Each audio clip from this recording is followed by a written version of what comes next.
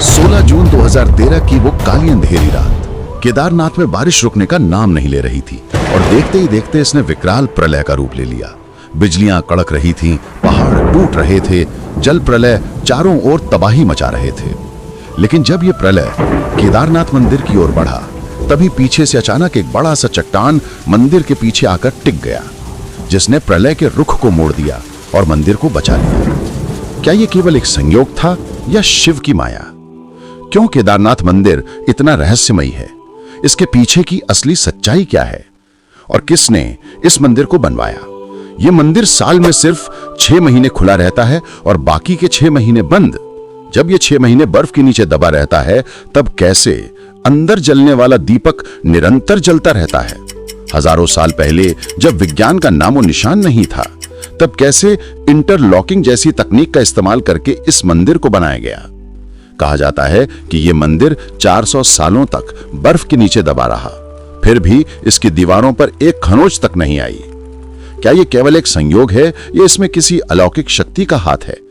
यहां का शिवलिंग बाकी 12 ज्योतिर्लिंगों से काफी अलग है। हिमालय की गोद में बसा केदारनाथ मंदिर केवल एक मंदिर नहीं, बल्कि इसके अंदर कई ऐसे रहस्य समाये हुए हैं जो आपको हैरान कर देंगे। तो क्या आप इन रहस्यों को जानने के लिए तैयार हैं? तो चलिए चलते हैं केदारनाथ धाम की इस यात्रा पर, जो आपके होश उड़ा देगी।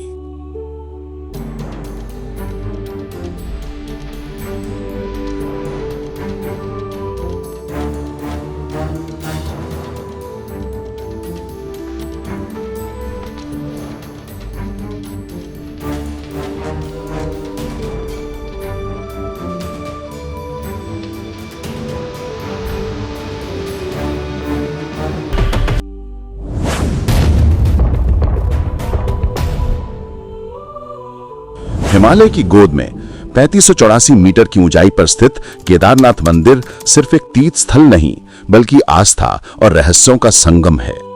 उत्तराखंड के रुद्रप्रयाग जिले में स्थित यह मंदिर 4 धामों में से एक है और पंच केदार में सबसे प्रमुख माना जाता है।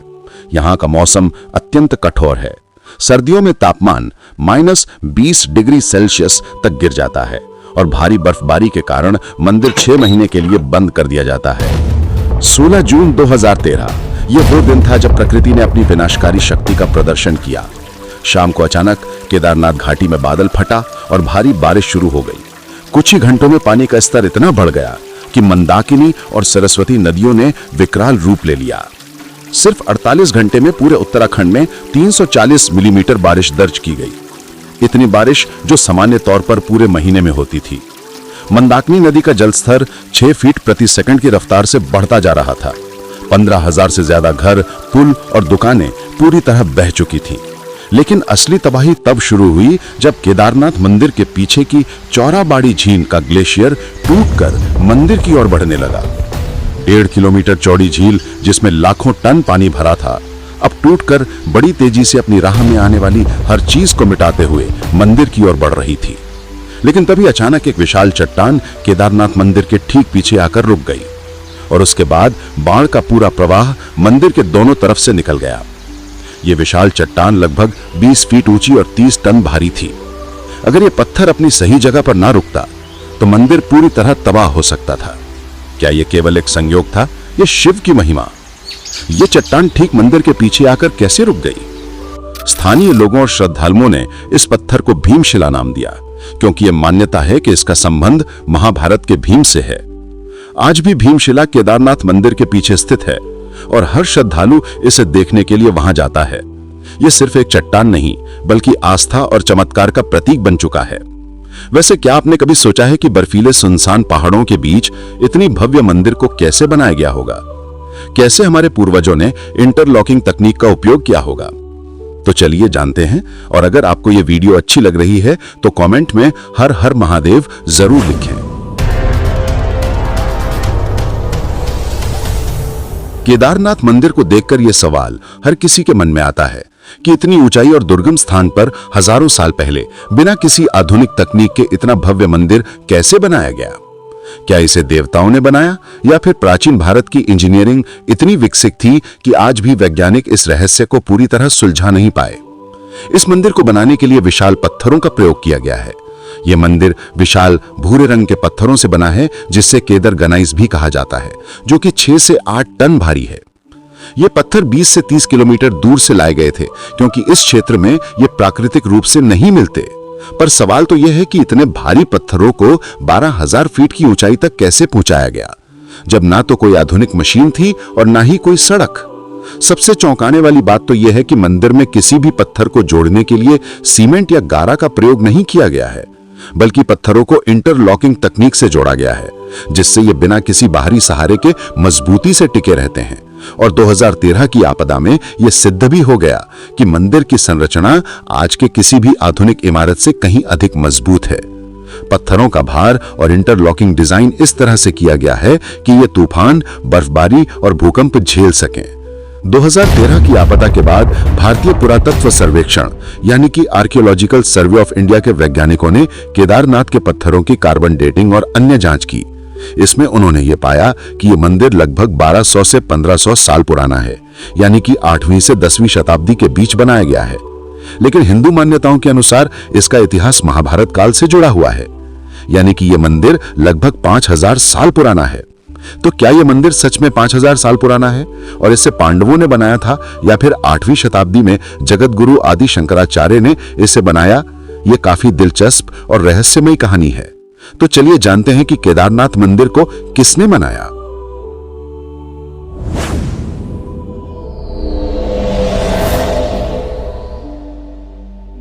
महाभारत युद्ध के पश्चात युधिष्ठिर को राजा घोषित कर दिया गया, जिसके पश्चात लगभग 40 वर्षों तक उन्होंने शासन किया। परंतु अपने ही भाइयों और गुरुजनों की मृत्यु का बोझ उन्हें भीतर से खाए जा रहा था। इस दुविधा को लेकर वे श्री कृष्ण के पास पहुंचे। तब श्री कृष्ण ने उन्हें बताया कि पांडवों को अपने ही भाइयों और गुरुओं का वध करने के कारण ब्रह्म हत्या का पाप लगा है और इससे उन्हें मुक्ति केवल महादेव ही दिला सकते हैं। इसके पश्चात पांचों पांडव द्रौपदी सहित महादेव की खोज में हिमालय की ओर प्रस्थान कर गए। माना जाता है कि अपने ही भाइयों और गुरुओं की हत्या करने वाले पांडवों से शिव काफी क्रोधित थे और पांडवों को दर्शन नहीं देना चाहते थे। जब पांडव केदार क्षेत्र पहुंचे, तब शिव ने एक भैंस का रूप धारण कर लिया और अन्य भैंसों के झुंड में जा छिपे। ये देखकर भीम ने अपनी दोनों टांगें फैला ली और सभी भैंसों को उनके नीचे से गुजरने के लिए विवश कर दिया। तभी युधिष्ठिर ने देखा कि एक भैंस उनके नीचे से नहीं गुजर रही और वे समझ गए कि यही महादेव हैं। जैसे ही भीम ने उसे पकड़ने की कोशिश की, वो धरती में समाने लगे, लेकिन भीम ने उसे जोर से खींच लिया, जिससे भैंस का कुबड़ यानी कि पीठ का भाग बाहर रह गया। यही कुबड़ आज केदारनाथ के मुख्य शिवलिंग के रूप में पूजा जाता है। शिव के अन्य अंग भी विभिन्न स्थानों पर प्रकट हुए। भुजाएं तुंगनाथ में, मुख रुद्रनाथ में, नाभि मध्य महेश्वर में और जटा कल्पेश्वर में। इन 5 भागों को आज पंच केदार के रूप में पूजा जाता है। इसके पश्चात भगवान शिव प्रकट हुए और पांडवों को आशीर्वाद दिया। उन्होंने कहा कि जो भी सच्चे मन से स्थान की यात्रा करेगा वह पापों से मुक्त हो जाएगा। इसके बाद पांडवों ने यहां भगवान शिव का भव्य मंदिर बनवाया, जिसे आज केदारनाथ मंदिर के नाम से जाना जाता है। 8वीं शताब्दी में जगत गुरु आदि शंकराचार्य ने इस मंदिर का पुनर्निर्माण कराया। उन्होंने 32 वर्ष की अल्पायु में पूरे भारत में 4 धामों की स्थापना की, जिनमें से एक केदारनाथ भी था।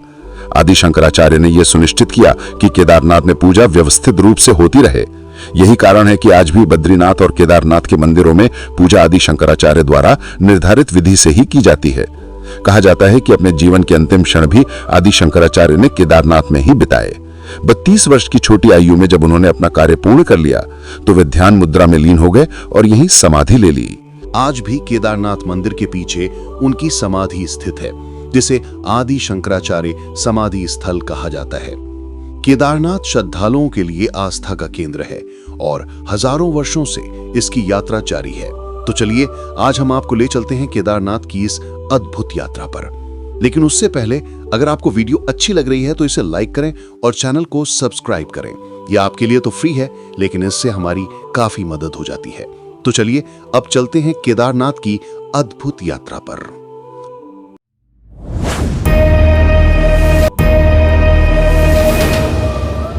हजारों वर्षों से केदारनाथ यात्रा श्रद्धालुओं के लिए आस्था, साहस और भक्ति का प्रतीक रही है। समुद्र तल से 3583 मीटर की ऊंचाई पर स्थित ये मंदिर हिमालय की ऊंचाइयों में बसा हुआ है, जहां तक पहुंचने के लिए श्रद्धालुओं को कठिन रास्तों और दुर्गम पहाड़ों से गुजरना पड़ता है। केदारनाथ तक पहुंचने के लिए कोई भी सीधा रास्ता नहीं है। इसका सबसे नजदीकी रेलवे स्टेशन ऋषिकेश है, जो करीब 210 किलोमीटर दूर स्थित है। यहां से श्रद्धालुओं को आगे का सफर सड़क मार्ग से ही करना होता है। ऋषिकेश से सोनाप्रयाग तक का सफर मुख्य रूप से सड़क मार्ग से तय किया जाता है। यह सफर करीब 10 घंटे का होता है। सोनाप्रयाग के आगे निजी वाहनों की अनुमति नहीं होती, इसलिए यात्री 5 किलोमीटर का सफर सिर्फ सरकारी जीपों से तय कर सकते हैं। यह सफर बेहद संकरा और खतरनाक पहाड़ी रास्तों से होकर गुजरता है। गौरीकुंड, जो केदारनाथ यात्रा का आधार शिविर माना जाता है, माता पार्वती की तपस्या से जुड़ा हुआ स्थान है। यहीं उन्होंने भगवान शिव को पाने के लिए साधना की थी। गौरीकुंड से ही केदारनाथ की 16 किलोमीटर लंबी कठिन पैदल यात्रा शुरू होती है और यही केदारनाथ यात्रा का सबसे कठिन हिस्सा है। इस यात्रा में श्रद्धालु को कई मुश्किल पड़ावों से गुजरना पड़ता है। 16 किलोमीटर की कठिन पैदल यात्रा के बाद जब यात्री केदारनाथ मंदिर के प्रांगण में प्रवेश करते हैं तो उनकी सारी थकान अपने आप गायब हो जाती है। हिमालय की गोद में स्थित ये भव्य मंदिर अपनी आध्यात्मिक ऊर्जा से हर श्रद्धालु को एक अद्भुत शक्ति प्रदान करता है। यहाँ की ठंडी हवा, बर्फ से ढकी चोटियां और मंदाकिनी नदी का प्रवाह मानो एक अलग ही दुनिया में ले जाता है। केदारनाथ मंदिर के मुख्य द्वार पर पहुंचते ही श्रद्धालु हर हर महादेव के जयकारे लगाने लगते हैं। यहाँ दर्शन के लिए हर दिन हजारों श्रद्धालु आते हैं और विशेष रूप से मई से अक्टूबर के बीच ये संख्या लाखों में पहुंच जाती है। मंदिर में प्रवेश करने के बाद श्रद्धालु मुख्य शिवलिंग के दर्शन करते हैं, जो कि एक त्रिकोणाकार काले पत्थर के रूप में है। मान्यता है कि यही भगवान शिव का कुबड़ है, जिसे उन्होंने पांडवों को दर्शन देने के समय प्रकट किया था। मंदिर हर सुबह 4 बजे खुलता है और रात 9 बजे बंद होता है। सुबह 4 बजे शिवलिंग की अभिषेक पूजा होती है, जिसमें भाग लेने के लिए विशेष बुकिंग करनी पड़ती है। इसके पश्चात शाम 7 बजे भोलेनाथ की आरती होती है, जिसमें श्रद्धालु बढ़ चढ़कर भाग लेते हैं। केदारनाथ यात्रा केवल तीर्थ यात्रा नहीं, बल्कि आस्था, साहस और श्रद्धा की परीक्षा भी है। ये यात्रा हमें सिखाती है कि कठिनाइयों के बावजूद जब हम सच्चे मन से किसी लक्ष्य को प्राप्त करने के लिए निकलते हैं तो भगवान की कृपा हमें सही मार्ग दिखाती है। इस मंदिर के बारे में एक रहस्य ऐसा भी है जिसने वैज्ञानिकों को भी चौंका दिया है। केदारनाथ मंदिर लगभग 400 वर्षों तक ग्लेशियर के नीचे दबा रहा, लेकिन इसके बावजूद मंदिर को कुछ नहीं हुआ।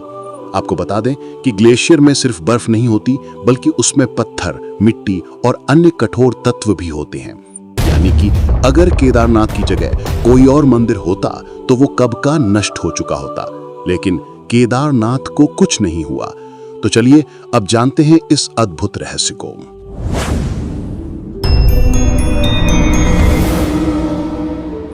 वैज्ञानिकों के अनुसार 1300 से 1800 ईस्वी के बीच पृथ्वी पर एक लघु हिमयुग यानी कि लिटिल आइस एज आया था।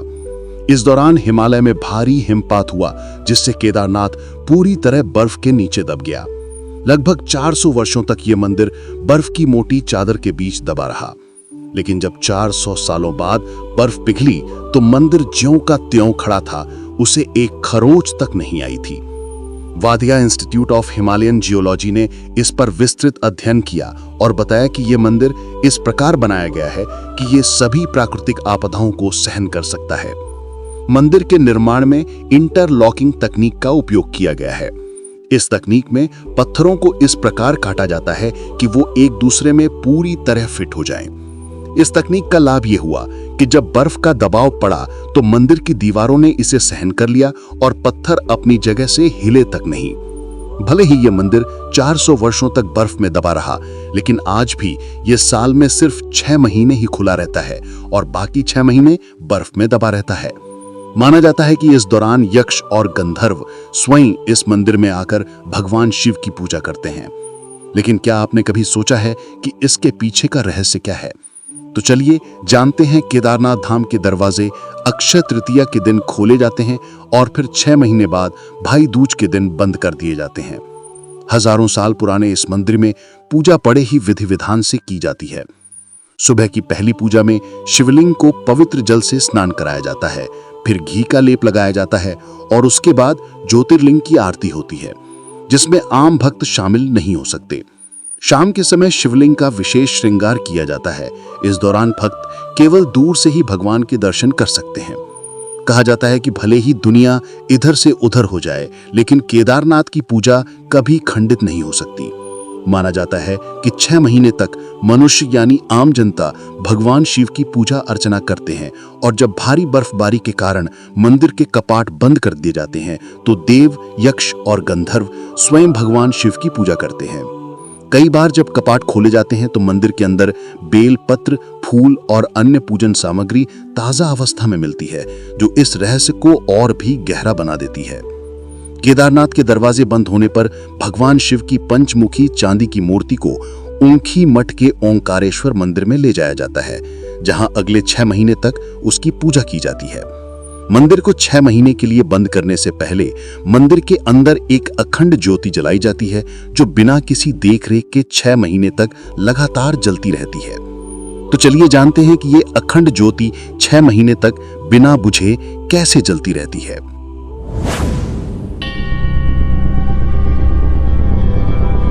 केदारनाथ मंदिर में एक ऐसा चमत्कार होता है जो विज्ञान के सारे तर्कों को चुनौती देता है। जब मंदिर के कपाट 6 महीने के लिए बंद किए जाते हैं, तब गर्भगृह में जलने वाला एक दीपक लगातार 6 महीने तक बिना बुझे प्रज्वलित रहता है। ये कोई साधारण दीपक नहीं, बल्कि श्रद्धा, आस्था और दिव्य शक्ति का प्रतीक है। आप ही सोचिए, 6 महीने तक मंदिर का द्वार नहीं खुलता। बाहर चारों तरफ कई फीट मोटी बर्फ जमी होती है। तापमान 0 से -20 डिग्री सेल्सियस तक गिर जाता है। ऐसे वातावरण में ना तो हवा का संचार होता है और ना ही किसी भी प्रकार की बाहरी गतिविधि।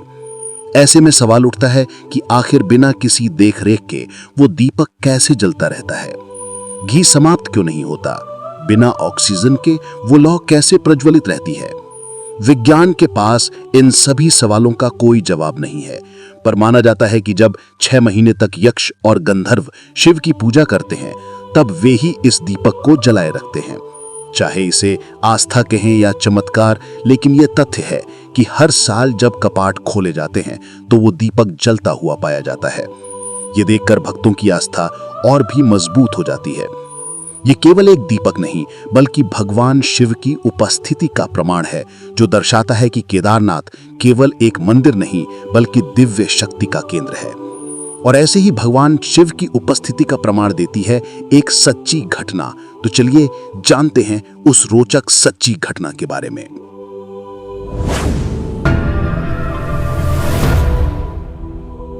कई 100 वर्ष पूर्व, जब न तो सड़क थी और न ही रेल मार्ग का कोई साधन, तब लोग दूर दूर से कई महीने का सफर पैदल या बैलगाड़ी की मदद से तय कर केदारनाथ धाम की दर्शन के लिए आते थे।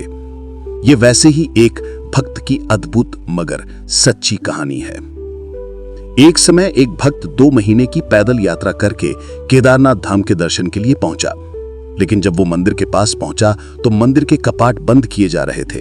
यह देखकर वो काफी उदास हो गया और उसने पंडित से बहुत विनती की, मगर पंडित ने यह कहकर मना कर दिया कि यह असंभव है और उसे लौट जाने को कहा। पर भक्त ने उसकी एक न सुनी और वहीं पर बैठ गया। रात को भीषण ठंड पड़ने लगी और वो ठंड और भूख से करा रहा था। तभी एक अघोरी बाबा ने उसे देखा और कहा, इतनी ठंड में क्यों बैठे हो, लौट जाओ। तब भक्त ने कहा, मैं मंदिर के दर्शन किए बिना नहीं जाऊंगा। यह सुनकर अघोरी ने उसे खाने के लिए भोजन दिया और आग भी जलाई। फिर भक्त ने खाना खाकर वहीं विश्राम किया। जब सुबह उसकी आंख खुली तो उसने देखा कि केदारनाथ के मंदिर के द्वार खोले जा रहे हैं। उसने बड़े ही आश्चर्य से पंडित से पूछा, आज केदारनाथ के द्वार क्यों खोले जा रहे हैं? पंडित ने उत्तर दिया, 6 महीने बाद आज मंदिर के द्वार खोले जा रहे हैं। यह सुनकर भक्त आश्चर्यचकित हो गया और बोला, यह कैसे हो सकता है कि एक ही रात में 6 महीने बीत गए? तब पंडित ने उससे पूछा, तुम्हें रात में खाना किसने दिया था और ये आग किसने जलाई थी? भक्त ने उत्तर दिया, एक अघोरी बाबा थे जिनकी लंबी जटाई थी और उन्होंने रुद्राक्ष धारण किया हुआ था, और हाँ, उनके हाथ में त्रिशूल और डमरू भी था। ये सुनकर पंडित समझ गए कि वो कोई और नहीं बल्कि स्वयं महादेव थे, जिन्होंने अपने भक्त की रक्षा की। वैसे केदारनाथ में उसके पुजारी की भी काफी चर्चा होती है। यहाँ के पुजारी की अनूठी परंपरा भी लोगों के लिए कौतूहल का विषय है।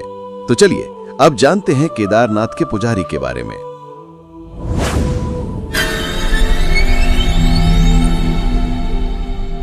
केदारनाथ के पुजारी कोई साधारण संत या साधु नहीं होते, बल्कि एक विशेष वंश और समुदाय से आने वाले विद्वान होते हैं जो पीढ़ी दर पीढ़ी इस मंदिर की सेवा करते हैं। मंदिर के मुख्य पुजारी को रावल कहा जाता है। ये रावल कोई साधारण पुजारी नहीं होता, बल्कि विशेष रूप से प्रशिक्षित और वैदिक ज्ञान से समृद्ध विद्वान होता है। रावल पुजारी कर्नाटक के उडुपी जिले के वीर शैव ब्राह्मण समुदाय से आते हैं। इनका मुख्य उद्देश्य भगवान शिव की आराधना और वैदिक परंपराओं का पालन करना होता है। मुख्य पुजारी रावल के साथ कई सहायक पुजारी भी होते हैं जो मंदिर की सेवा में लगे रहते हैं। ये पुजारी विभिन्न अनुष्ठानों और पूजा पाठ में मदद करते हैं। यहाँ के पुजारी जितने ज्यादा इस मंदिर से जुड़े हैं, उससे भी ज्यादा ये मंदिर अन्य मंदिरों से जुड़ा हुआ है। इस मंदिर का सीधा संबंध रामेश्वरम मंदिर से है।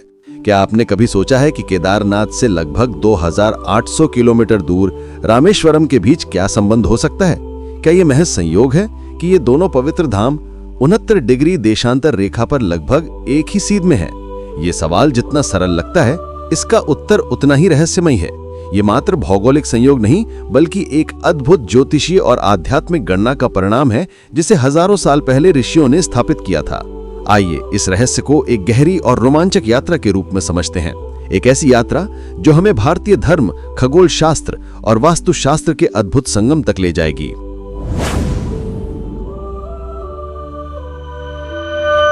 अगर हम भारत का नक्शा उठाकर देखें तो एक चौंकाने वाली बात सामने आती है।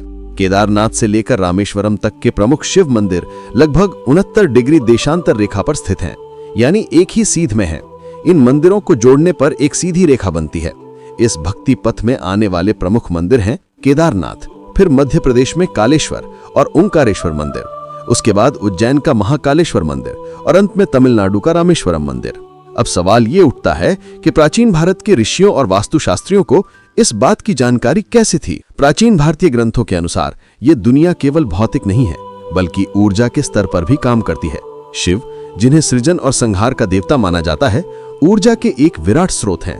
69 डिग्री देशांतर पर शिव के इतने महत्वपूर्ण मंदिरों का होना यह दर्शाता है कि ये कोई साधारण संयोग नहीं, बल्कि एक आध्यात्मिक ऊर्जा रेखा हो सकती है, जिसे आज की भाषा में ली लाइन कहा जाता है। पश्चिमी विद्वानों के अनुसार दुनिया में कुछ ऊर्जा रेखाएं होती हैं जो विभिन्न आध्यात्मिक स्थलों को आपस में जोड़ती हैं। इन रेखाओं पर स्थित स्थानों में एक विशेष ऊर्जा होती है, जिससे वहां ध्यान और साधना करने पर दिव्य अनुभव प्राप्त होता है। भारतीय परंपरा में इसे नाड़ी मंडल और वास्तु चक्र के रूप में भी जाना जाता है। ऋषि मुनियों ने इस ऊर्जा प्रवाह को समझकर ही इन मंदिरों को ठीक 69 डिग्री देशांतर पर स्थापित किया था। आपने कभी सोचा है कि जब हम किसी रहस्यमयी कहानी को पढ़ते या सुनते हैं तो हमारी जिज्ञासा हमेशा बनी रहती है। कुछ रहस्य ऐसे होते हैं जो जितना गहराई से समझने की कोशिश करें उतने ही अधिक उलझते जाते हैं। केदारनाथ का रहस्य भी कुछ ऐसा ही है। ये सिर्फ एक मंदिर नहीं, बल्कि हजारों साल पुरानी संस्कृति, विज्ञान, आस्था और रहस्यों का संगम है। हमने इस यात्रा में कई अनसुनी कहानियों को जाना। कभी 400 सालों तक बर्फ में दबे रहने वाले मंदिर का रहस्य, कभी 6 महीने तक जलने वाले अखंड दीपक की कथा और कभी 69 देशांतर पर स्थित मंदिरों की अद्भुत गणना। लेकिन सबसे बड़ा सवाल ये है, क्या ये महज संयोग था या फिर किसी दिव्य शक्ति का संकेत? अगर हम इसे केवल धार्मिक दृष्टिकोण से देखें तो यह भगवान शिव का धाम है, जहां आने मात्र से भक्तों के पाप कट जाते हैं। लेकिन अगर इसे वैज्ञानिक दृष्टि से देखें तो यह स्थान अपनी अद्भुत भौगोलिक स्थिति, ऊर्जा केंद्रों और आध्यात्मिक गणना के कारण विशेष है। भारत के चारों कोनों में स्थापित 4 धाम बद्रीनाथ, द्वारका, जगन्नाथपुरी और रामेश्वरम भारत की आध्यात्मिकता को संतुलित करते हैं, और इन 4 धामों का संबंध भी केदारनाथ से जुड़ा हुआ है। रामेश्वरम से केदारनाथ तक की हमारी ये यात्रा हमें बताती है कि शिव सिर्फ विनाश के देवता नहीं, बल्कि ऊर्जा के महानायक हैं। वो दीपक जो बिना किसी आधुनिक संसाधन के 6 महीनों तक जलता रहता है, हमें ये सोचने पर मजबूर करता है कि आखिर ये शक्ति आती कहां से है। क्या ये केवल आस्था का बल है या फिर इसमें कोई गॉड रहस्य छुपा है? केदारनाथ में होने वाली हर घटना, हर कहानी और हर चमत्कार हमें ये सोचने पर मजबूर करता है कि ये स्थान सिर्फ एक मंदिर नहीं, बल्कि एक दिव्य शक्ति का केंद्र है। क्या ये संयोग था कि केदारनाथ मंदिर 2013 की भयानक बाढ़ में पूरी तरह सुरक्षित रहा, जबकि उसके चारों ओर की पूरी घाटी तबाह हो गई? क्या ये मात्र आस्था थी कि 400 सालों तक बर्फ में दबे रहने के बावजूद मंदिर को कोई नुकसान नहीं हुआ? क्या ये सिर्फ एक इत्तेफाक है कि बिना किसी सहारे के 6 महीने तक दीपक जलता रहता है? और क्या ये केवल भूगोल था जिसने केदारनाथ से रामेश्वरम तक के मंदिरों को 69 देशांतर पर सटीक रूप से रख दिया? अगर आप इन सवालों के जवाब तलाशेंगे तो आपको एक ही उत्तर मिलेगा। यह महज संयोग नहीं हो सकता। अगर आप इस वीडियो को यहां तक देख चुके हैं तो इसका मतलब है कि कहीं ना कहीं आप भी इस रहस्य से जुड़े हुए हैं। अब सवाल यह है, क्या आप इस दिव्य ज्ञान को दूसरों तक पहुंचाना चाहते हैं? अगर हाँ, तो वीडियो को लाइक करें, क्योंकि जब आप लाइक करते हैं तो ये वीडियो और लोगों तक पहुंचता है और उन्हें भी इस रहस्य के बारे में जानने का मौका मिलता है। अगर आपको लगता है कि ये जानकारी आपके दोस्तों, परिवार वालों या किसी भी आस्तिक को चौंका सकती है तो इस वीडियो को शेयर करें। और अगर आप ऐसी ही और रहस्यमयी कहानियां और अद्भुत खुलासे जानना चाहते हैं तो चैनल को सब्सक्राइब करें और बेल आइकन दबाएं, क्योंकि अगले वीडियो में हम एक और रहस्य से पर्दा उठाने वाले हैं जिसे आप मिस नहीं करना चाहेंगे। हर हर महादेव।